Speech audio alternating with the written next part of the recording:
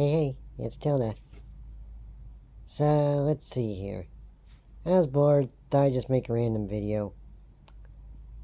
Or, I don't know, whichever. But, so, you know what I think, honestly? There's a lot of anime and different stuff in the world. You know what I think is one of, honestly, to me, one of the kind of weirdest and creepiest? It's a very popular one, too.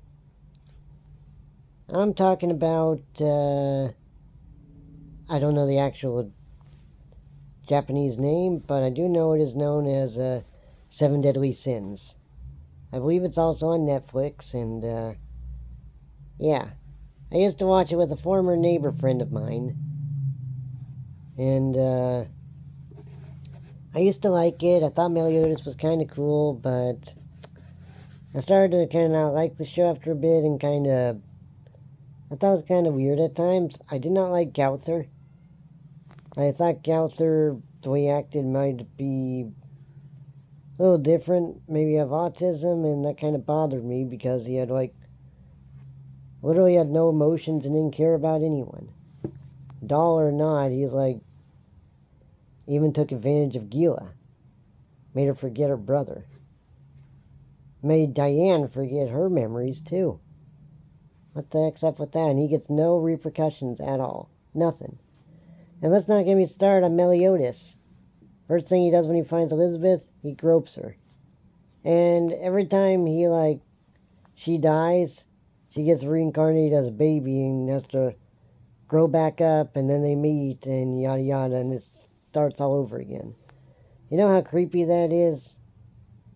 Meliodas never aging, never dying, while she dies and has to grow back up into an adult. And then it shows that also he used to know her when she was just a tiny little kid, used to take care of her and watch over her. So just imagine you're watching over this little girl that will soon be your... Ugh. Yuck. And, Bond... Well... Let's just say if Elaine could at least change her form and didn't look, like a girl, then there wouldn't be an issue. But as a fairy thing, of the 1,000-year-old fairy TV trope thing, she's stuck looking like a 10-year-old girl. So, Bond doesn't look good. Why do I keep calling him Bane? 'Cause it's spelled B-A-N. That's why it's tripping me up. And, oh, and of course, King. He's really bad. So Diane, yeah, she is a giant. She's been around for a while. She gets, amnesia or something, and King finds her. And when he finds her, she's like a tiny little 5-year-old or something. So, get this. He raises her. Then he disappears. And they reunite as adults. She gets her memories back of him raising her as a little girl. And she falls in love with him. That's weird. That's like grooming, and it's creepy that King's in love with her. Especially since he knew her as when she was little. What the heck, King? Jeez. So, let's see. We got Meliodas. We got King. We got Gowther. And, well, from what I've heard, I forget her name, but even that night lady, the one that was constantly trying to hunt Bond, because she likes Bond, apparently she starts having a feeling for Bond's son. Ew. And apparently Merlin is actually, even though she looks kind of like a 20-some-year-old woman, yeah, that's just she froze her aging, so apparently she looks like a little girl. So, yeah, Escanor he got ruined too. And it's it's weird. Why is every relationship in that weird? You don't see Naruto or Edward Elric or just One Punch Man or just Deku. You don't see any of them. You don't see any of them just walking up and groping this girl, this woman that you just met, or just constantly groping her constantly. That's his thing. He's always like sexually assaulting her. It's like, what the heck, dude? That's weird. And, well, the relationship between Bon and Elaine is pretty weird, too. And also pretty weird is, very weird is, King and, Diane. And I'm starting to feel a little bad for King. Then after watching that, it's like, dude, that's creepy, dude. And Gowther.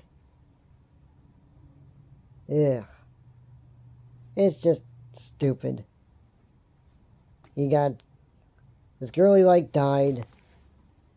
He was found covered in blood because he was trying to put his robotic heart inside of her body.